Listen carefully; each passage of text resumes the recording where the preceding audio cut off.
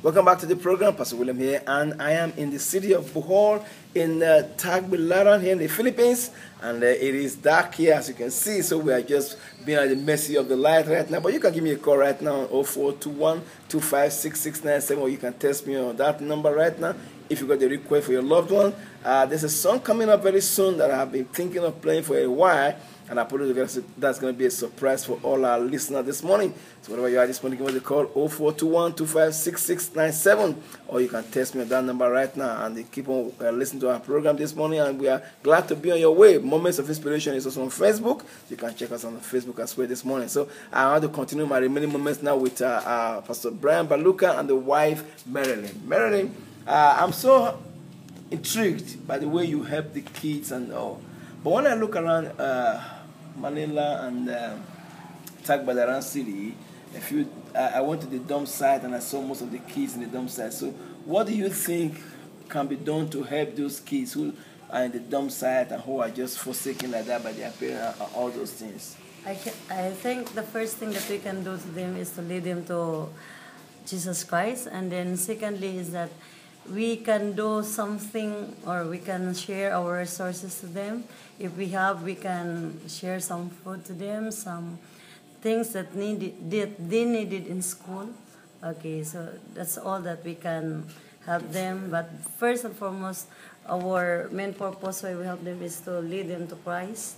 And then if we, as long as possible, as we can do, we try to help them in any means. Material things, yeah. Melanie, do you think that the government in Tagbilaran is capable of helping any of these kids at all? Yeah, there are some helps that they have, but that they extend. But suddenly, I will be honest that the government are not able to help everything they want. They need.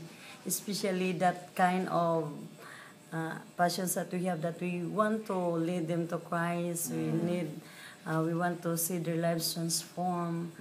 Yeah. Amazing. Pastor Brian, children are the future. People have sang that song over and over again.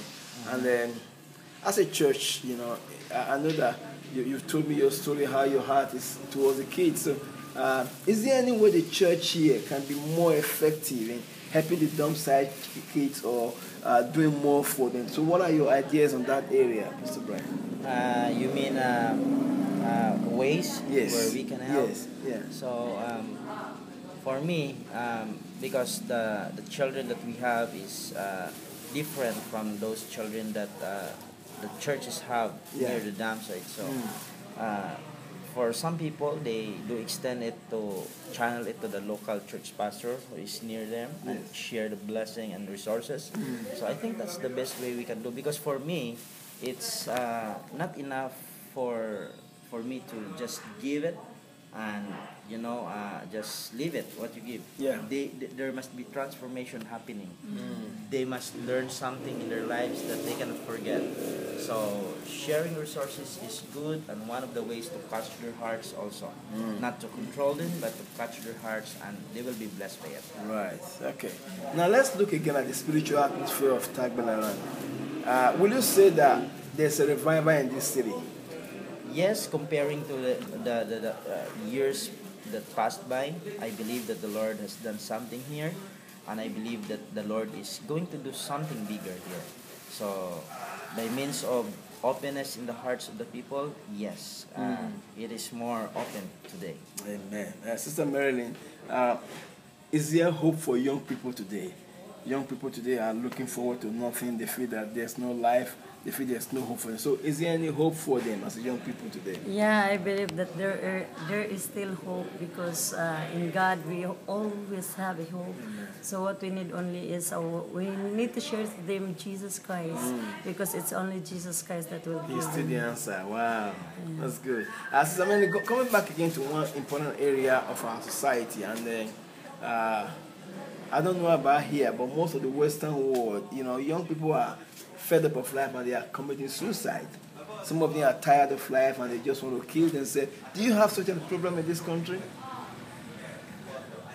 There are only some instances, Yeah.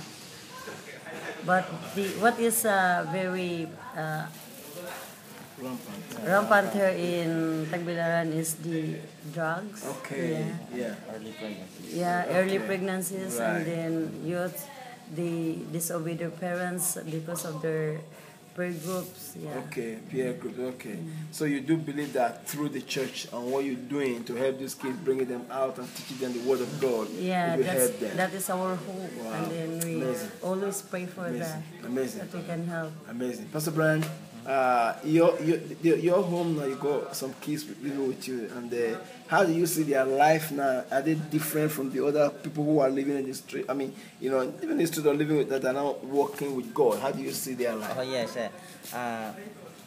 though they are not, their parents are not yet serving the Lord fully. Yeah. But since we minister to them, we can see change.